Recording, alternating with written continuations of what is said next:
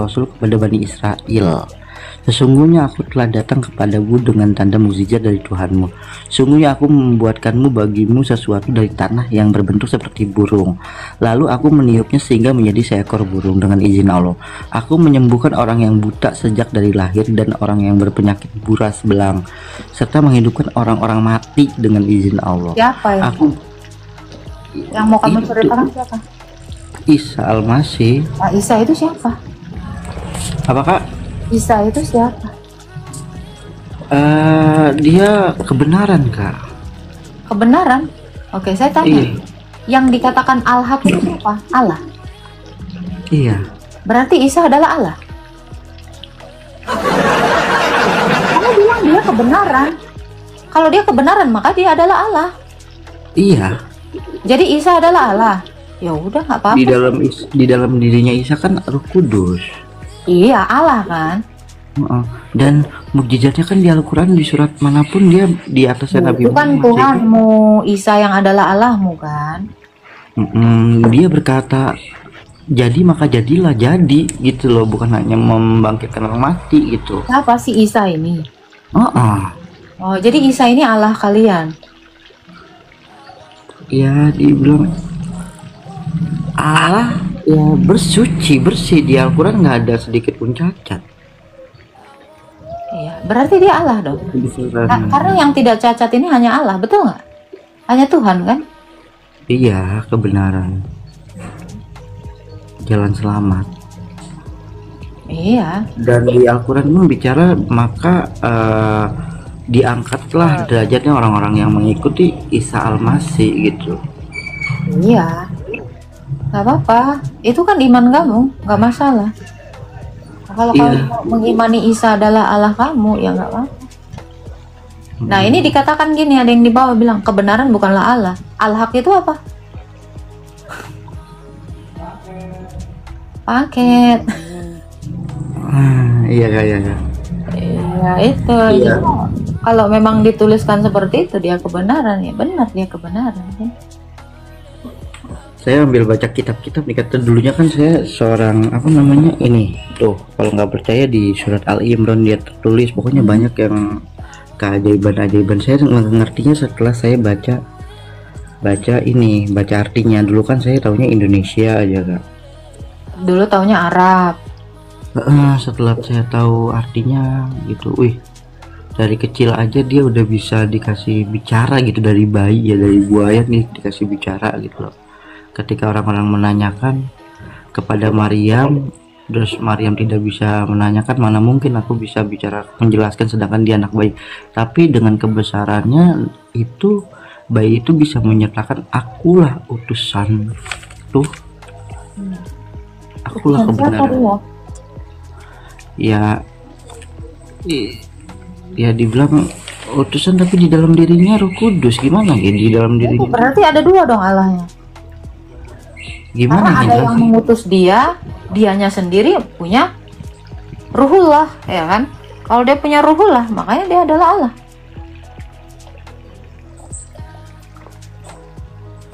Nah kan, jadi kamu bingung sendiri kan? Jadi siapa yang mengutusnya? Yang mengutusnya yang di dalam diri dia. Nah, dia bingung kan? Tapi kamu udah paham tentang iman Islam? Ya paham, karena kan di sini kalau di Al-Quran kan Muhammad banyak teguran ya kayak, tapi sedangkan Isa masih bersih dan dia punya kuasa atas segalanya gitu. Kamu ini udah belajar sama ustadzmu atau kiaimu gitu? Ya pugu, kalau ahli-ahli kitab mah pada bicara ya Yesus itu Isa itu kebenaran gitu loh, yang sebenarnya ati ulah ati Rasul. Bahkan kalau di Al-Quran yang menganggap Rasul itu kan Isa, jadi dia nggak Isa. Kalau Muhammad kan bukan dibilang Rasul di Al-Quran tapi Nabi. Jadi bedanya apa Rasul dengan Nabi? Ya Rasul utusan, Nabi kan Nabi utusan juga kan? Tapi ya cuman kan intinya banyak teguran di Al-Quran. Kalau Muhammad, kalau Isa kan bersih, benar-benar tidak ada teguran, bukan. Bahkan puasanya aja di surat ini, apabila dia berkata jadi maka jadilah gitu loh, bukan hanya bisa berdiri di atas air atau bercahaya, tapi apabila Papolu di surat Maryam itu apabila dia berkata jadi maka jadilah gitu loh. Itu siapa yang bicara seperti itu? Isa masih Isa. Berarti Isa berkun fayakun gitu. Kalau Arabnya cuman kalau misalnya di Indonesia kan jadi maka jadilah maka jadi gitu loh. Jadi apapun yang dia katakan bisa udah nggak bisa disangkal tidak nyata, pasti nyata. Jadi kalau dia bisa mengatakan hal yang sama dengan Allah, apakah tidak dikatakan dia sama seperti Allah? Ya sama. Ya makanya saya lagi baca artinya dulu, kan Arab ya. Hadis ini gitu. Jadi kemarin aja hadis Muslim saya berbicara makan minum kencing onta boleh, tapi makan daging onta di surah Muslim membatalkan wudhu, kan bingung. Nah itu, coba kamu tanyalah ulamamu, siapa tahu takutnya pemahamanmu salah gitu. Tapi kalau kamu mau tanya tentang iman Kristen di sini boleh, kalau tentang iman Islam di sini tidak boleh gitu. Iya karena saya kan bukan agama Islam gitu. Tapi kenapa kamu sendiri Islam seriusan? Serius. Nah, lalu apa jawaban ulama-ulamamu tentang ini? Apakah kamu tidak mempertanyakan? Loh, kenapa sama dengan Tuhan? Di room Islam yang ini ya, yang orang tua, benar-benar orang tua, bukan Islam yang ikut-ikutan. Saudara kan dia juga kan berkata, ada Islam yang berkata kata Allah ala qulubi wa ala sami wa ala absarim di sawat wa adzabun alim gitu kan. Wa minan nasi ma yaqulu wa nabilahi wa malaikat nanti. Artinya nih ya, kata Allah ala qulubi wa ala sami wa ala absarim di sawat wa adzabun alim wa minan nasi ma yaqulu wa nabilahi wal yaumil akhir wa ma hum bimu'minin yukhadi'un Allah waladina amanu wa ma yakhda'una illa anfusahum wa ma yash'urun gitu. Jadi ada yang namanya Islam ini yang kayak sok-sok membela Allah, tapi dia munafik dengan diri padahal dia tidak membela Allah sebenarnya gitu loh. Gitu. Perlukah Allah dibela? Enggak, udah kuat sih. Kalau dibela ya lemah. Iya, itu dia. Makanya ngapain Tuhan dibela? Justru Tuhanlah yang membela kita kan gitu secara faktual. Terus apa yang kamu mau tanyakan di sini?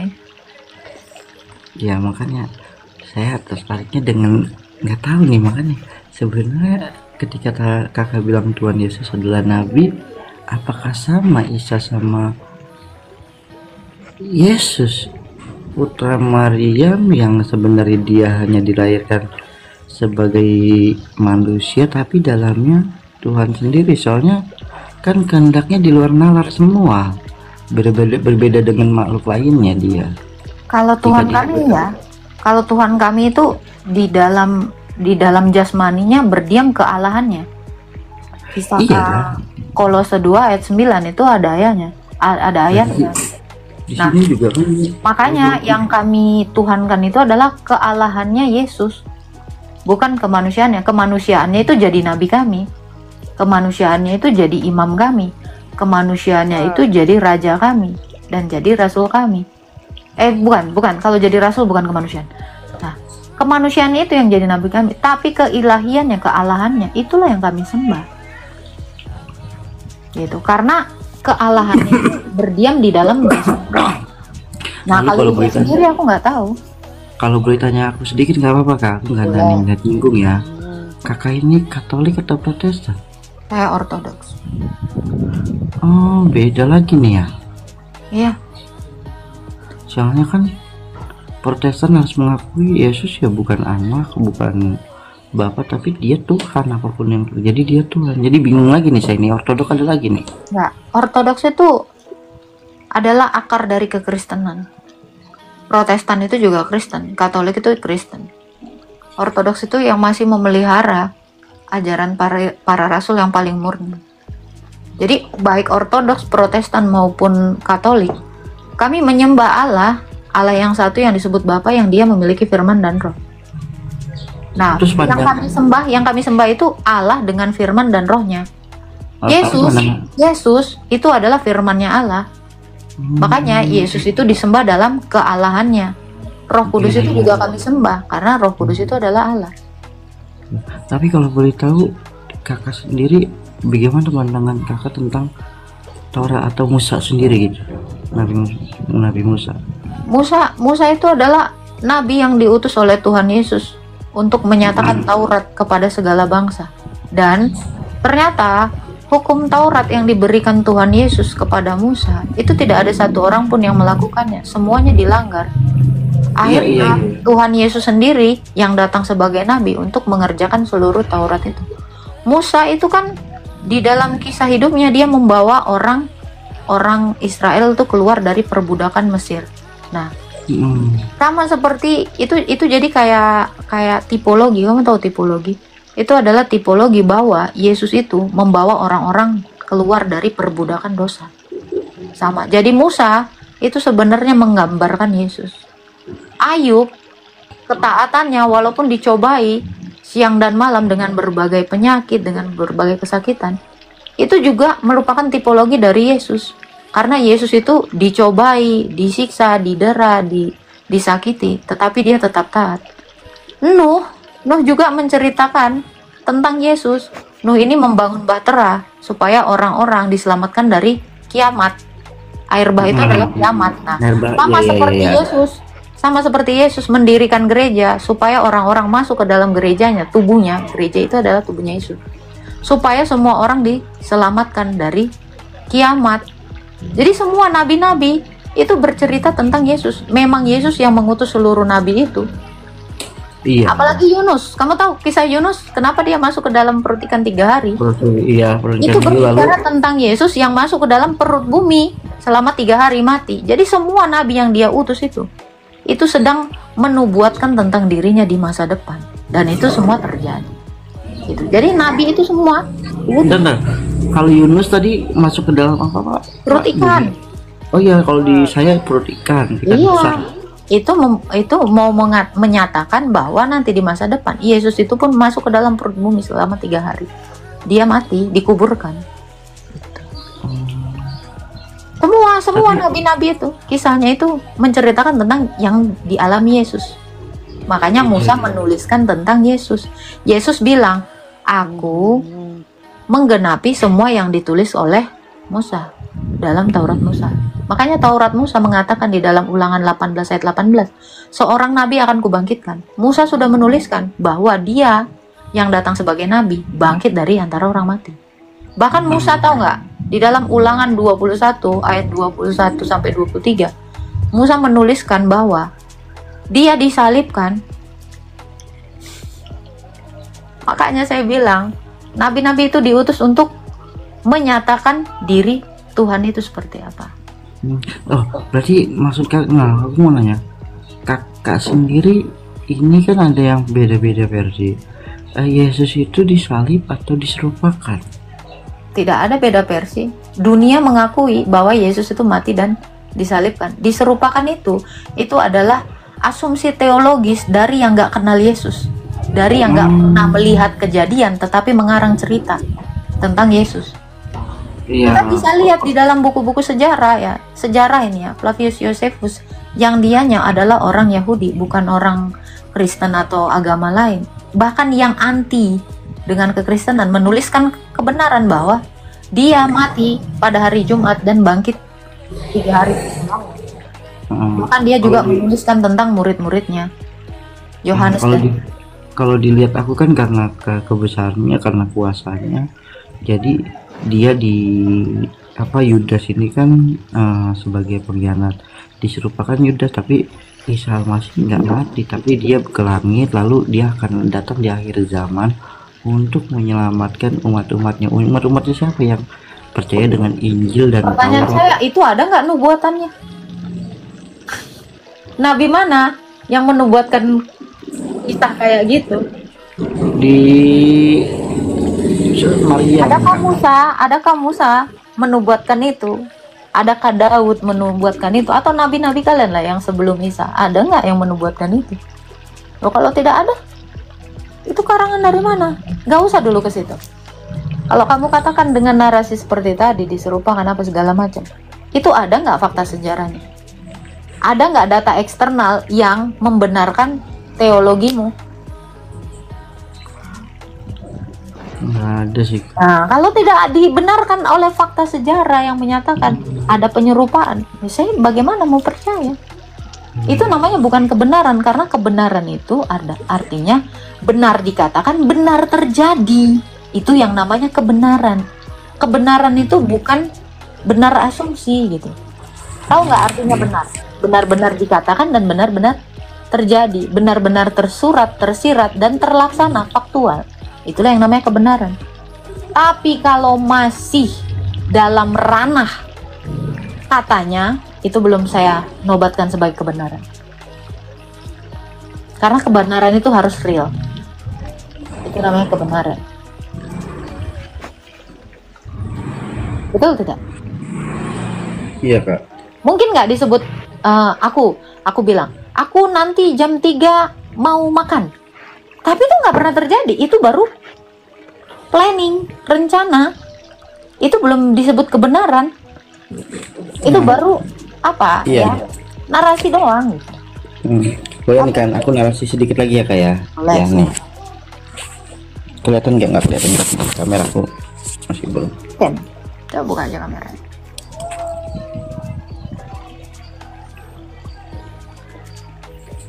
Aduh, kok kameraku kurang jelas bentar. Oke, aku besarin.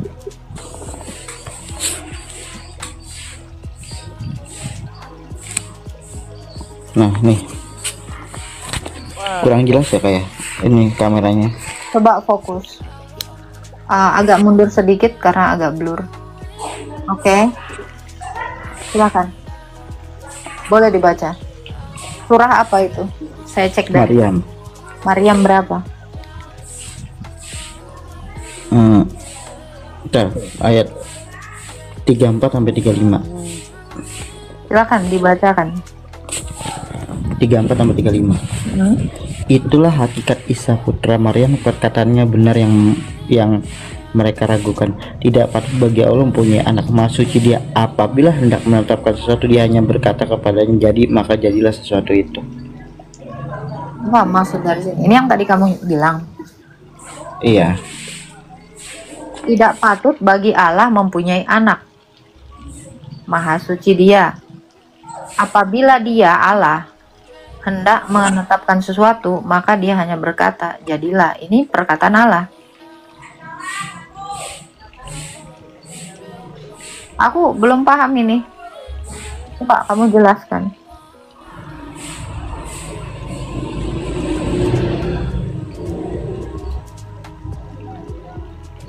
Coba ayat berikutnya. Kak.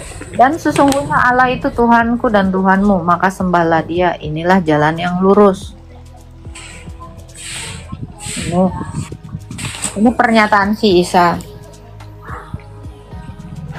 Jadi ya Allah sendiri menurutku kan Roh Kudus nih, ada suratnya nih. Jadi Allah sendiri dalam Isa sendiri gimana ya? Bingung saya menjabarkannya. Mungkin Ali Imran ya.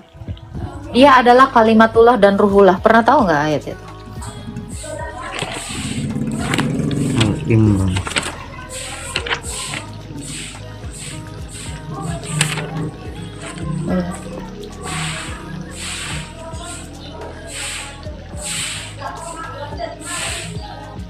Ali Imran 45.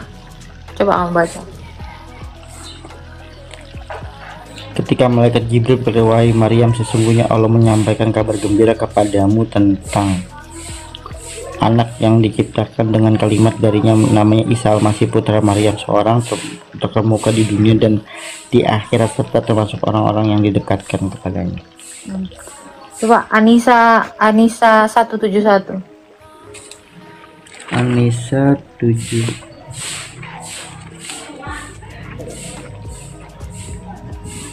Anisa ayat 171.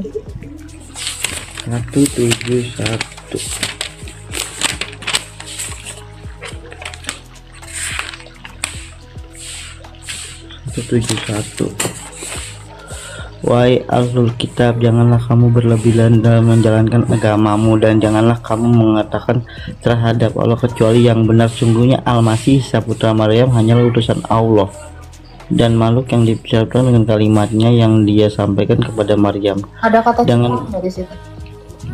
Ciptaannya dalam kurung kan. iya, Dia adalah kalimatnya dan roh. yang disampaikan kepada Maryam dan dengan ditiupkan roh darinya. Oke. Maka berimanlah kepada Allah dan Oke, Rasul-Rasulnya. saya tanya. Ini kan bicara tentang hakikatnya. Dia adalah kalimatnya. Oke, saya tanya. Kalimatnya Allah itu apa?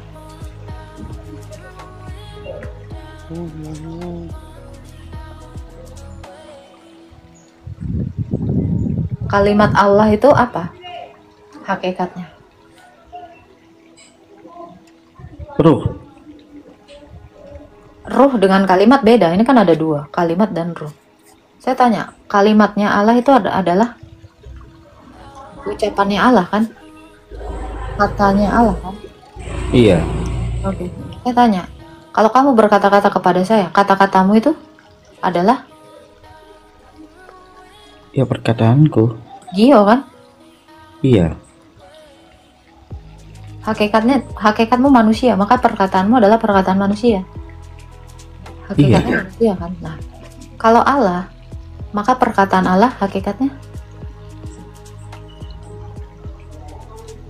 Allah, roh Gio itu pasti rohmu, betul kan? iya. Kalau rohnya Allah, pasti Allah kan? Tapi ya aku percaya dia kebenaran gitu kak. Siapa yang kebenaran di dunia ini? Adakah manusia memegang kebenaran di dalam hidupnya?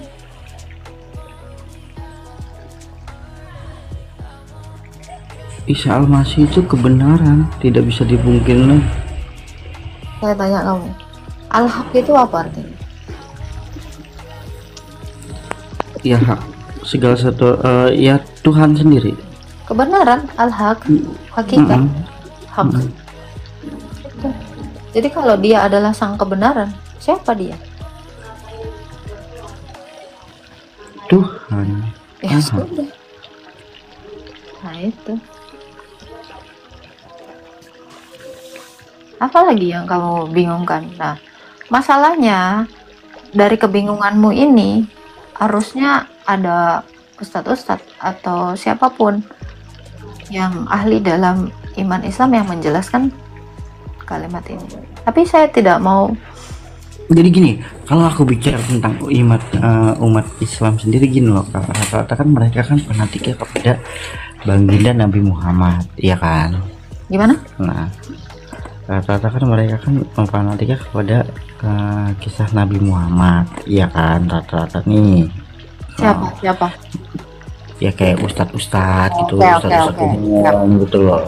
Ketika saya bertanya sama ustadz yang benar, ketika menceritakan Isa Al-Masih itu kan, kamu bacalah Al-Quran itu, maka kamu akan menemukan kebenaran Isa Al-Masih putra Maryam yang diturunkan itu kan Taurat dan Injil dan Taurat.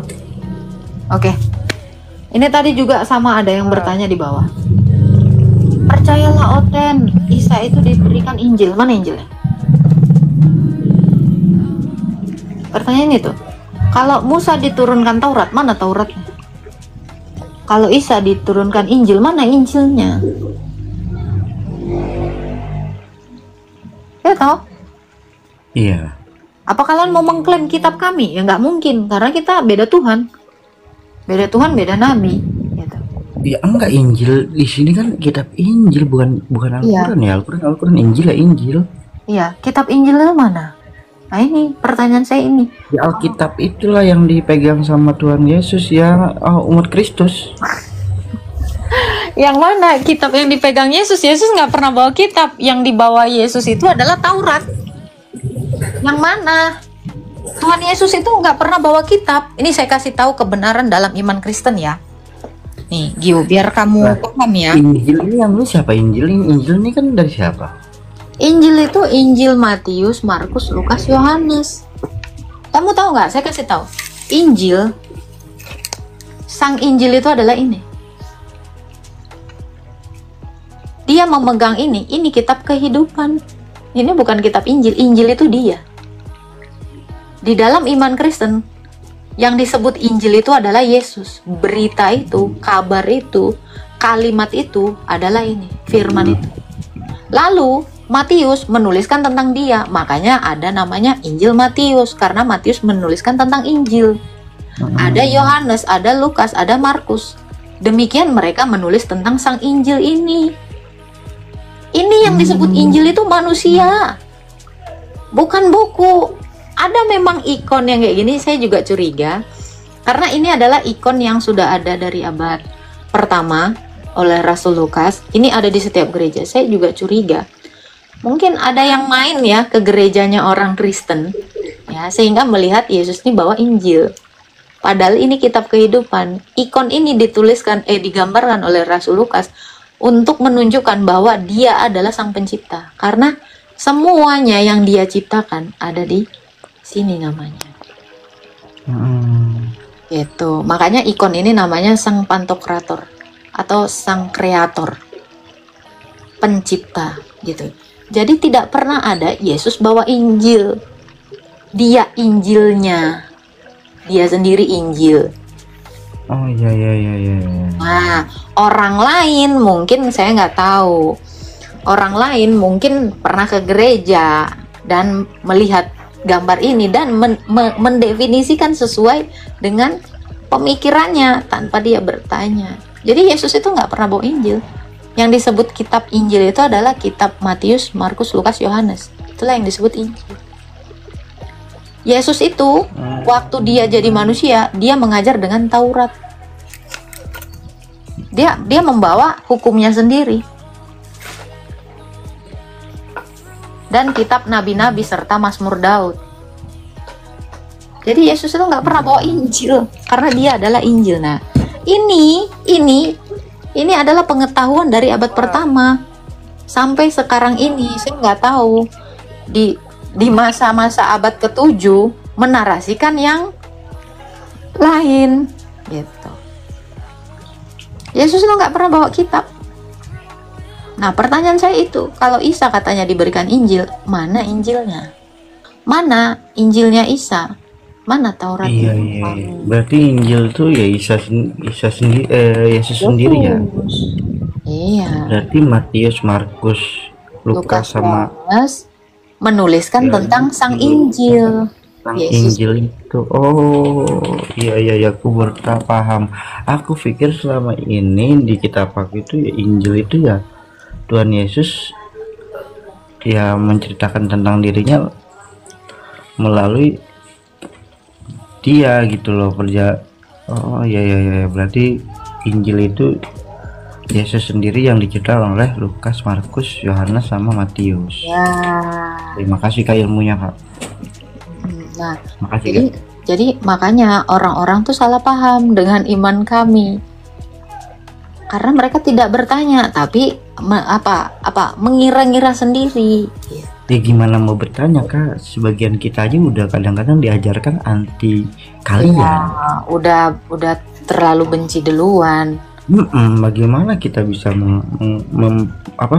masuk ke dalam kalian, sedangkan yang diajarkan kalian tuh orang-orang kafir. Padahal setelah kami dalamin tidak seperti itu orang-orang kalian itu. Tunggu dulu. Siapa yang mengajarkan kalian bahwa mengatakan kami kafir? Nih kayak aku itu dari kecil itu diajarkan dari TK madrasah. Ya. Kalian tuh ya maaf, aku bukan menghina sekali lagi ya maaf dengan perkataan. Ya ini kan dogma kalian. Aku izin ya maaf kalau pada salah ya. Kalian tuh penyembah patung. Dan menyembah patung berhala itu harus ya makanya ada kehancuran, ada yang itu ya karena dogma yang didoktrin oleh kita gitu loh Kak. Tunggu dulu. Tapi beda sama orang-orang yang sekolah di SMP SMA ya, mungkin dia lebih rasional mungkin karena kan ada di situ orang Kristen juga. Cuman kita diajarkan agamis itu beda kan. Oke. Adakah Tuhanmu menarasikan Kristen menyembah patung? Ya kan saya udah bilang dulu saya taunya Arab, tidak tahu artinya. Ya Kita sekarang percaya kan dengan tahu. imamnya. Ya sekarang tahu nggak, ada nggak tulisan seperti itu di dalam Quran? Di ya, kenyataannya nggak ada. Nggak, di dalam Quranmu sendiri, dalam wahyu Tuhanmu ada tidak yang mengatakan orang Kristen nyembah patung? Enggak. Nggak ada, bahkan kata Kristen aja nggak ada. Ih, Betul kan? Iya, makanya saya bilang kalian itu membenci orang yang salah.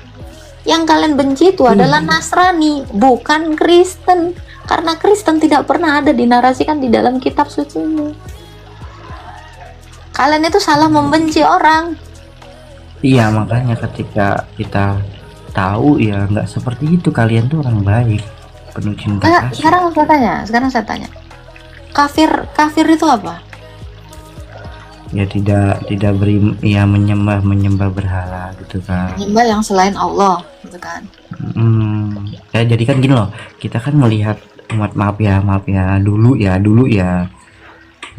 melihat kalian kan ada salib bergambar, jadi identik dengan itu. Jadi kita bagaimana kita mau mendalami kalian, sedangkan yang didoktrin ke kita aja benar-benar kelihatan begitu. Jadi kita udah diajarkan untuk membenci gitu loh.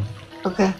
Sekarang Jadi kan larinya saya tuh kesadaran tuh gini loh, lah ketika saya melihat mereka dengan penuh cinta kasih, dengan kasih sayang sebenarnya orang-orang ini, lalu kenapa saya beragama hanya untuk membenci? Bukankah itu agama yang salah?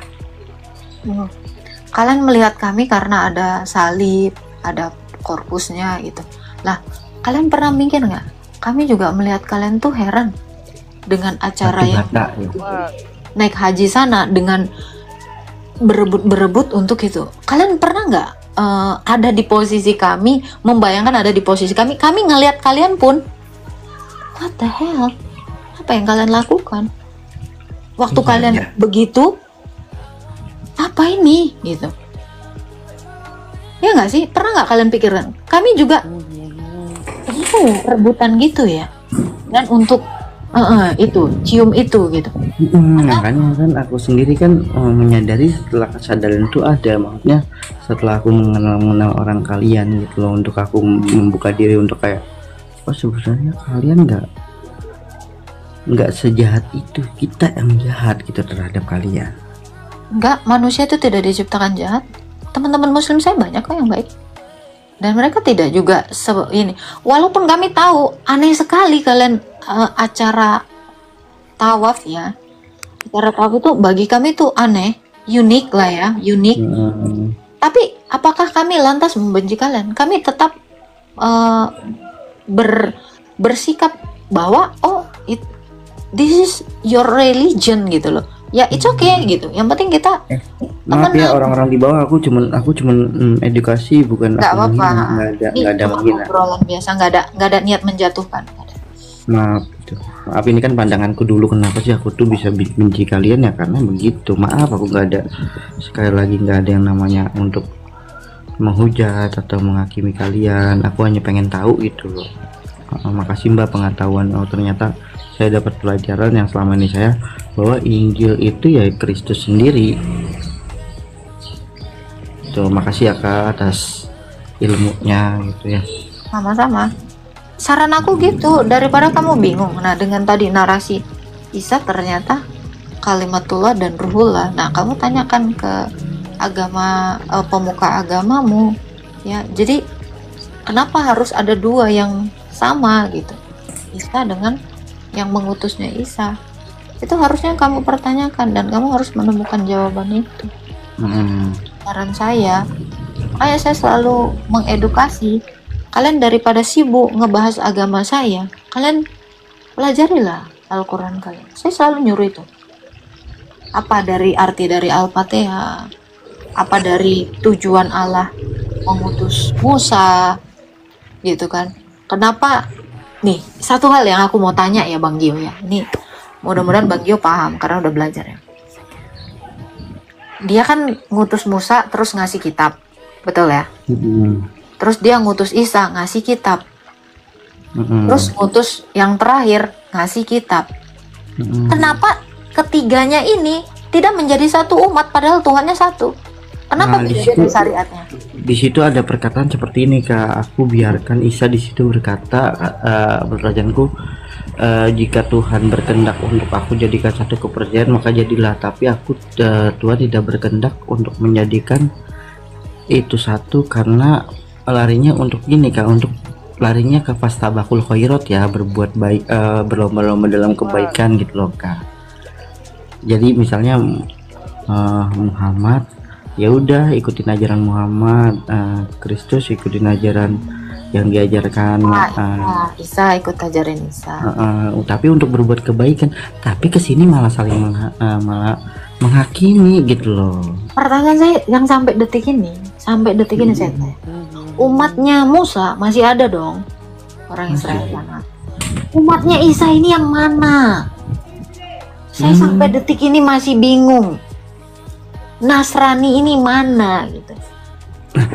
Umatnya Isa ini kenapa hilang tiba-tiba nggak ada gitu. Tanda tanya dong. Ini hal yang umum-umum ya, ini nggak terlalu dalam. Umatnya Isa ini mana? Injilnya Isa ini mana? Kenapa umatnya Isa ini tidak mempertahankan Injilnya si Isa? Mana dia? Iya, harusnya orang-orang Muslim. Nah, ini tanyalah Tuhan kalian. Makanya saya bilang, tanyalah ahli agama kalian, kemana umatnya Isa? Ya kita, saya ini. Lah kamu umatnya Nabi Muhammad. Enggak. Gimana? Ya gimana orang? Karena umatnya Isa dikatakan di dalam kitabmu Nasrani. Lah kamu disebut Nasrani atau Islam? Lah semua kamu aku yang mana? Kamu umat Musa enggak? Kehendak kamu harus kehendak Isa kan di atasnya Muhammad. Oke. Kalau kamu adalah umatnya Nabi Muhammad, umatnya Isa, umatnya Musa, berarti kamu bisa masuk ke dalam tiga agama ini karena sama Tuhannya, betul tidak? Logikanya gitu dong.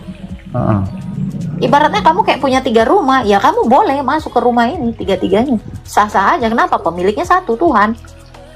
Benar. Nah, ya toh. Ya. Nah itu. Tapi umatnya Musa sampai detik ini masih ada orang-orang Yahudi, orang-orang Israel. Pertanyaan saya, ini umatnya Isa ini mana? Dan hingga detik ini pun, kenapa kalau memang kalian sama Tuhannya dengan Israel, kenapa kalian tidak beragama Jewish? Sama Tuhannya kan, kamu bisa pindah ke sana kan? Kalau Tuhannya memang sama, masalahnya kalian dibolehin nggak? Berarti nggak relate dong kata-katanya tadi. Kalau dia ngutus Nabi Musa, ngutus Nabi Isa, ngutus Nabi Muhammad. Lah kalau memang Tuhannya satu, kau bisa pindah ke sini, nggak demen di sini pindah ke sini. Kenapa? Tuhannya satu, sama. Selama kamu mengikuti ajaran masing-masing ini, yang 3 ini, it's okay dong harusnya. Logikanya kan seperti itu. Kalau memang betul dia ini yang mengutus ini, kalau betul. Nah, kalau aku relate ya, kayak ada yang bicara misalnya ketika kita mati nanti ditanyakan katanya nih ya, man robuka, man kita buka apa agamamu.